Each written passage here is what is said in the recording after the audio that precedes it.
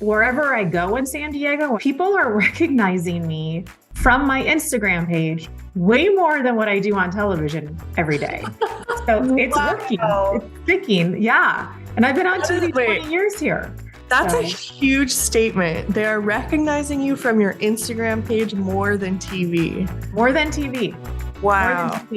Hey there, it's Tamany Hall, owner of The Simple Touches, and this is Simplifying Social Media. Get ready to navigate the dynamic world of real estate in the online realm. Join me as I chat with industry leaders who spill the beans on insights, strategies, and actionable tips. Whether you're a seasoned pro or just dipping your toes, we're turning followers into deals, step by step. Make sure that subscribe button gets some love and grab your notepad. We're diving right in. Welcome back to another episode of Simplifying Social Media. My name is Tamany. I'm the owner of The Simple Touches. And today I'm joined by special guest Heather Myers.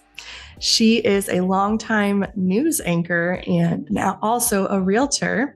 Thank you so much for your time today, Heather. Tamany, thank you so much for inviting me to be a part of this. I'm really excited to talk to you. I'm so excited to talk to you because you do have such a unique story. And what I'd like to do, I'd like you just to give us a little bit of background of where you're at with your real estate career, and then we'll jump into social media and how that's playing into everything. Yeah, absolutely. So to give you a little bit of background on myself, I've been a long time TV news anchor in San Diego, actually born and raised here. There's not a lot of people that say that they are San Diego natives, but I'm definitely one of the few. And my husband has a brokerage here in San Diego. So we have been talking for a long time about partnering up and what would that look like and what are our goals with that. So we're stepping into that realm. In the meantime, watching him kind of on the sidelines with his real estate career and now his brokerage, I've gotten to see firsthand exactly what goes into this business, helped him a lot with his marketing along the way. And then when I made the decision to get my license, even about 6 to 9 months before that, I just started covering a lot of real estate news on my social media pages. And of everything I've ever posted on social media, anytime I post something about real estate, that gets the most engagement. It's the topic that I don't care what stage you are in life, everybody's talking about. Yeah, absolutely. And what I love about you is like you're merging these two worlds of news anchoring and real estate agent.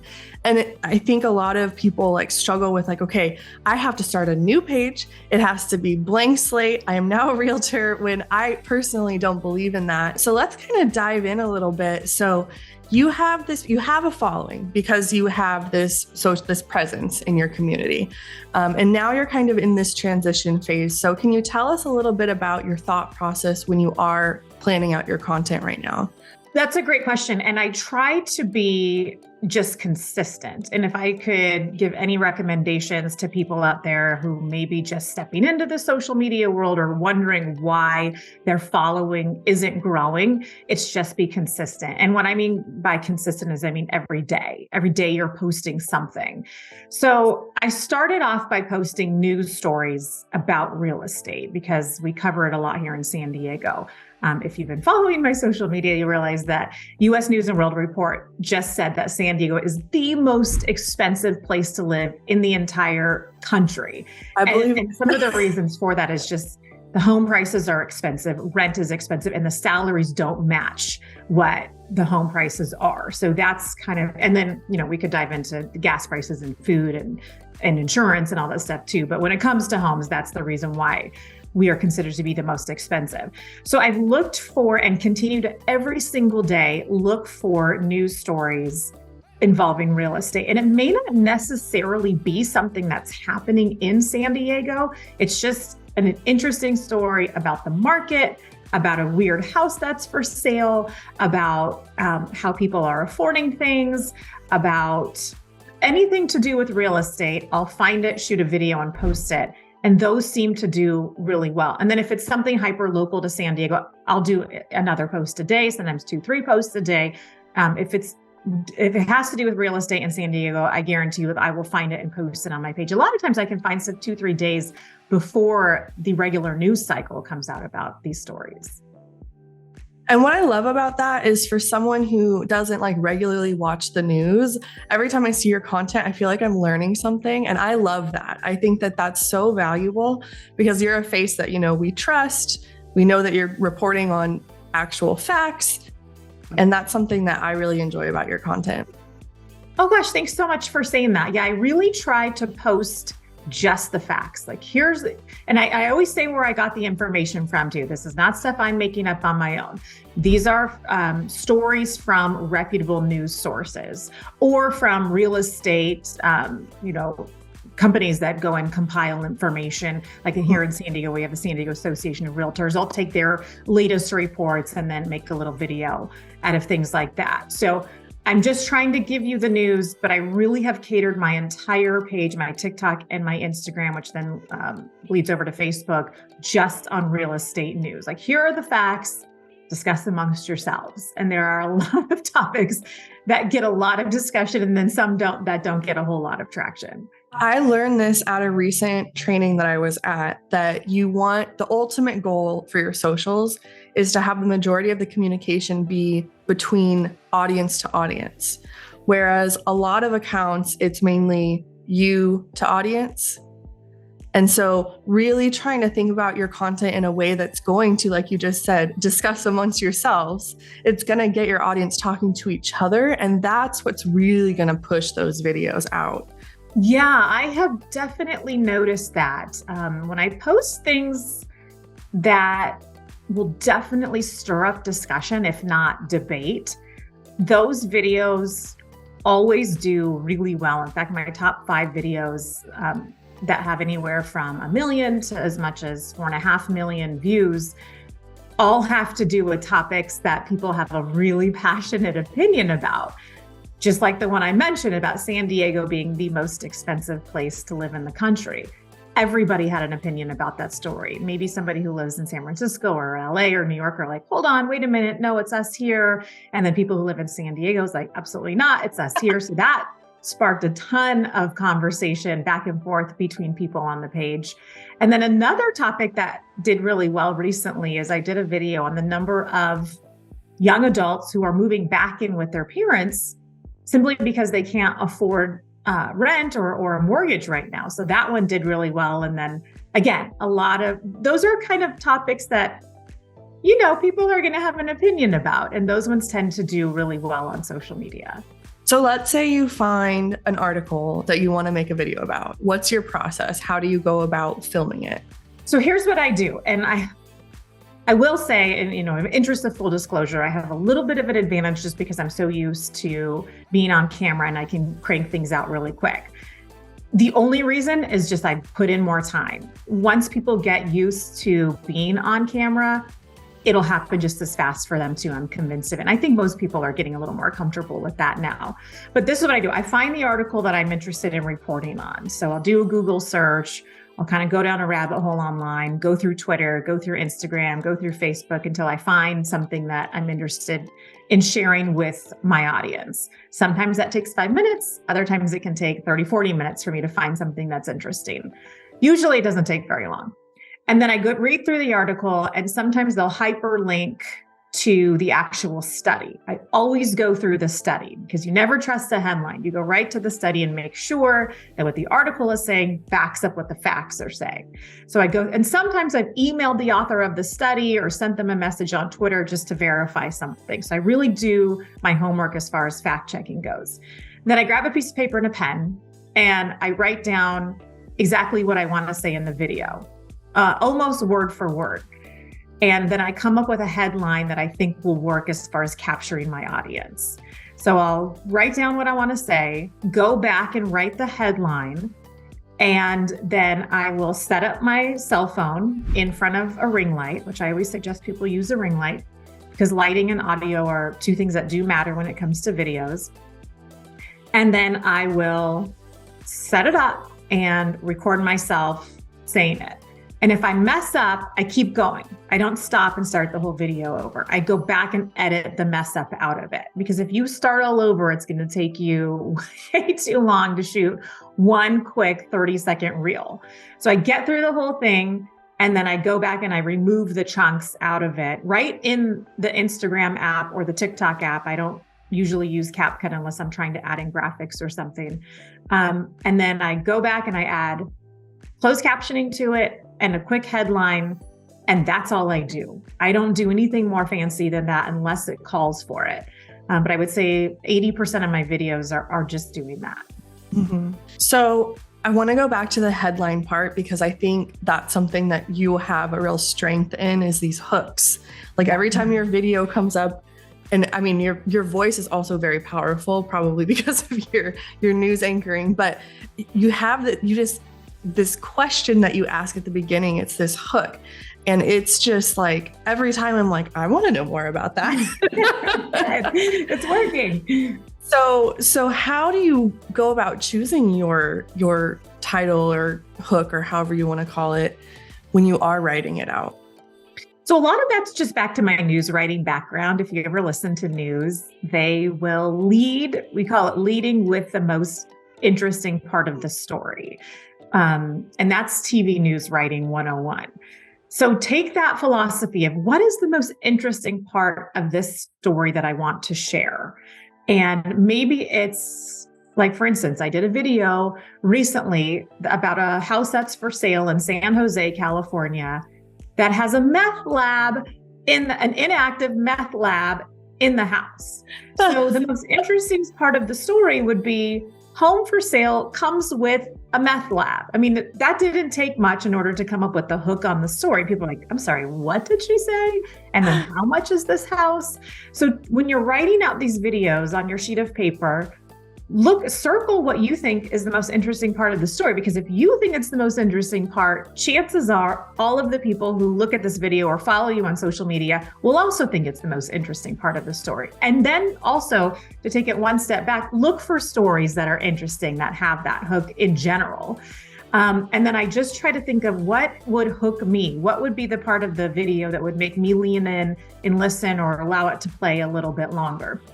Does this work for every single story? Maybe not. I posted something yesterday and just updating people on the market here in San Diego, and that didn't exactly have like an interesting hook to it or a sexy hook to it, but a lot of other videos do. And if you think it's interesting, there's a good chance other people will too. And then those should be the first words out of your mouth. Don't wait 4 seconds into the video to give your hook. You say it immediately. So your hook is home for sale in San Jose, and this one comes with your own meth lab. I'm Heather Myers, blah, blah, blah. And then you get into the meat of the story after that. So I would say within the first few words out of your mouth should be that hook, then introduce yourself, and then give the meat of the story.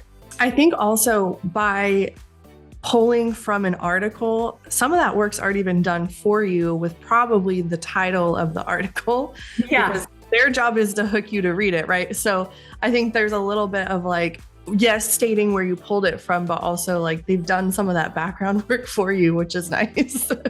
Yeah. In fact, if the headline on the article made you click on it, don't, give yourself a headache trying to come up with something a whole lot better than that. Reword it to something very similar and use that. I mean, I think that might be an easy way for people to get started.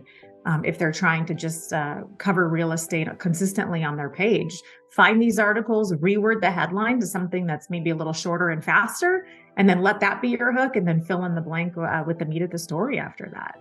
Do you cross post? Like, do you post the same thing to Instagram that you do to TikTok? I do. And I'm not sure that's the right way to do it. It's just fast for me right now.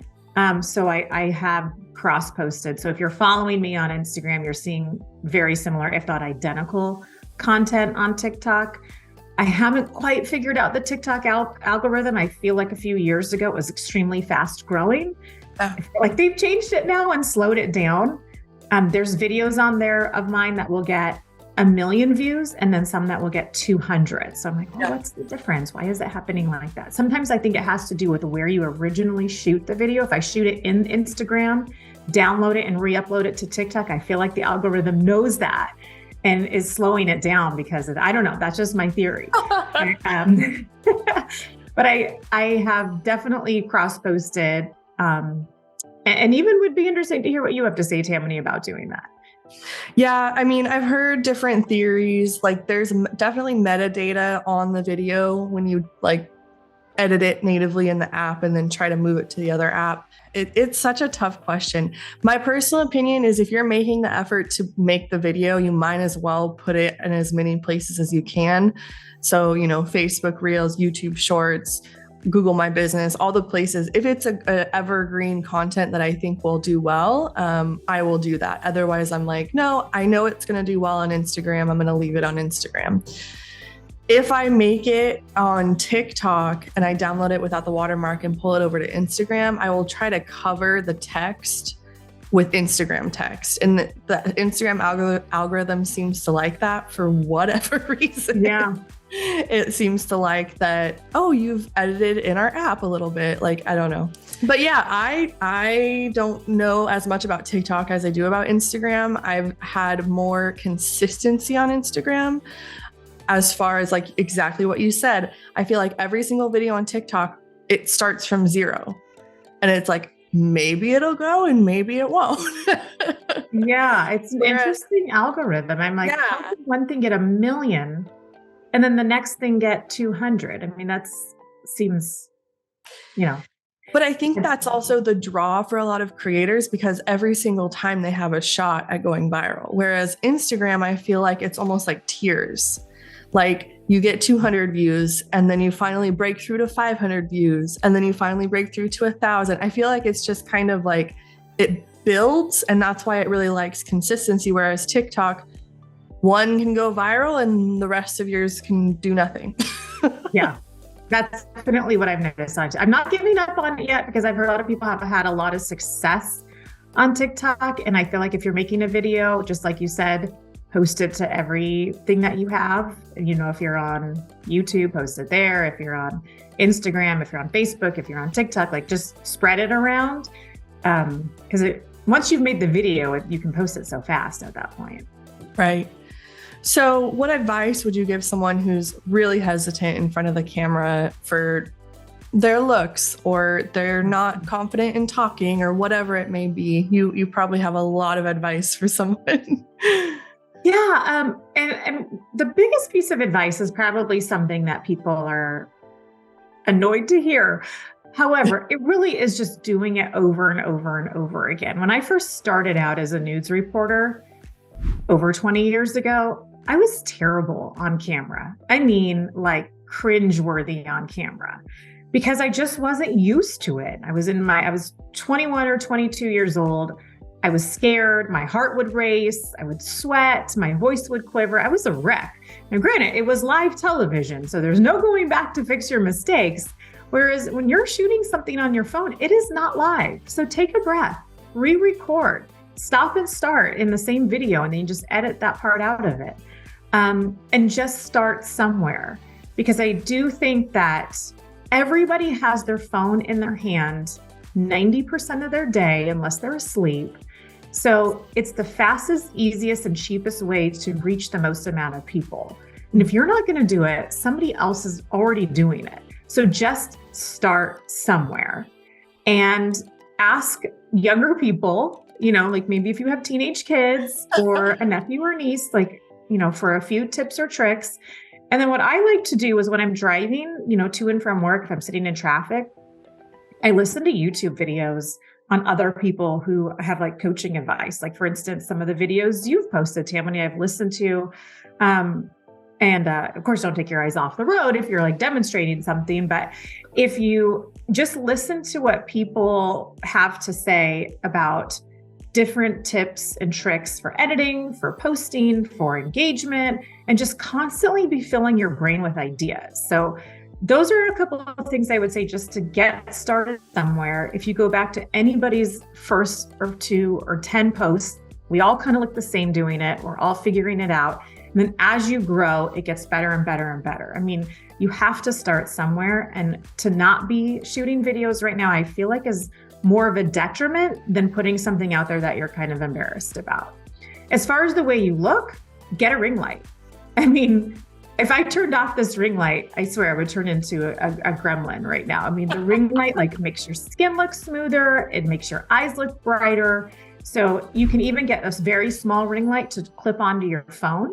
I have a big one that I use just for work all the time. So make sure you're just well lit And I feel like that'll take care of a lot of the problems, just the right lighting and then get started.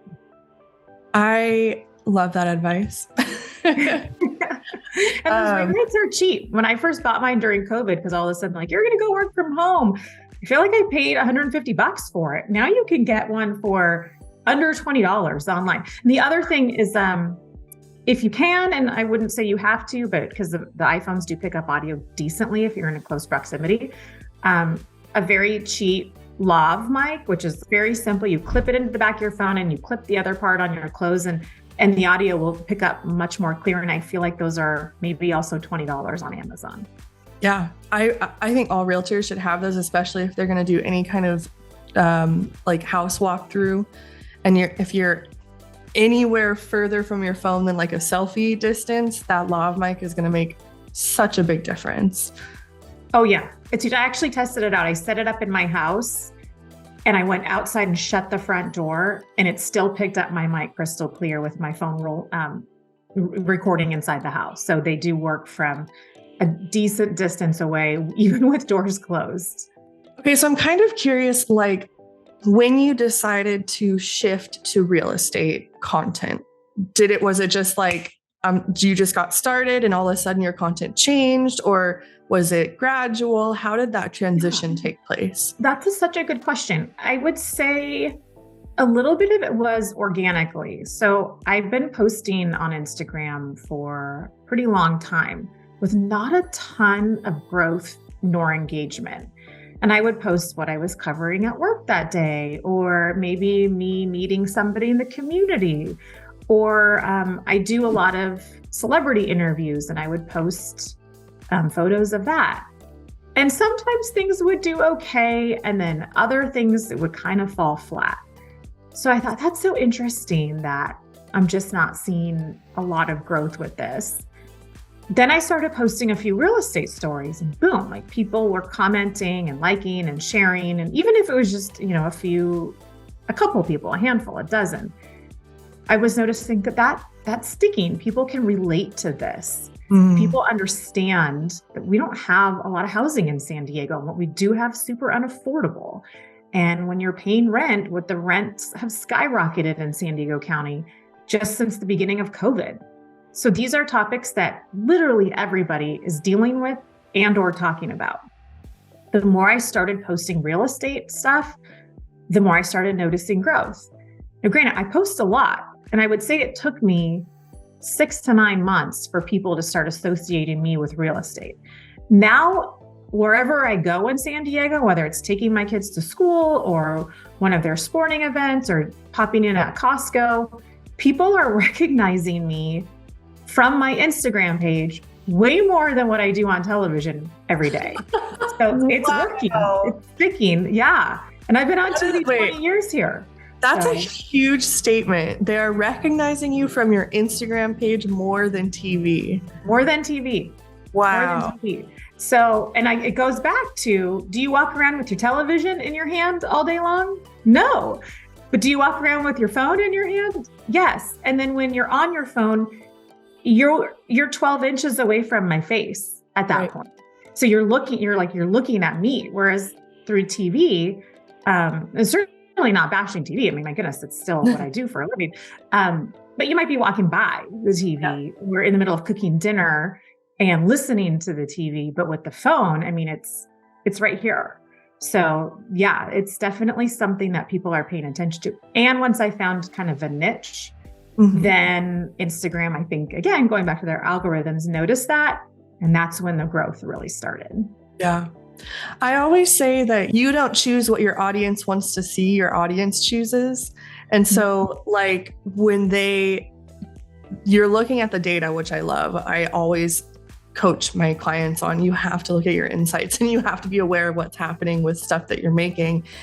And you're noticing this trend of like, okay, real estate, okay, real estate, okay, real estate. Maybe I should become a realtor. Yeah. And I felt a little funny talking about real estate without having my real estate license. Like, well, who would take me seriously?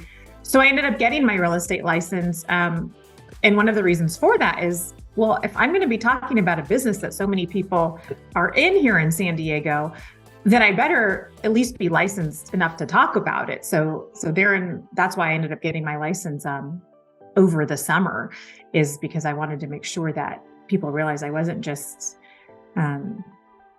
spewing facts that didn't make sense. And then I really look at this data every single day. I'm looking at the numbers. And this is true. When Goldman Sachs last January said that San Diego would see a real estate crash similar to what we experienced here back in 2008. And then when all of these huge researchers at UCSD said the same thing in February, I literally put on my Instagram, I'm not buying this.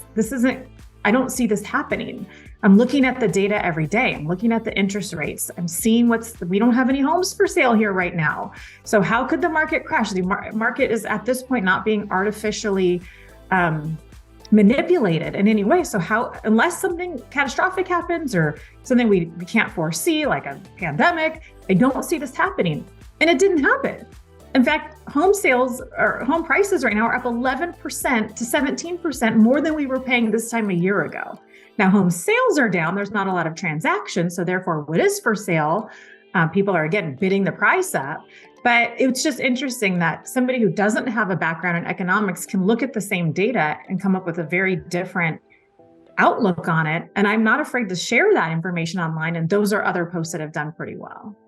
And I think that's something that has drawn me to your content as well. I'm very data driven. And if you come at me with numbers, I will listen.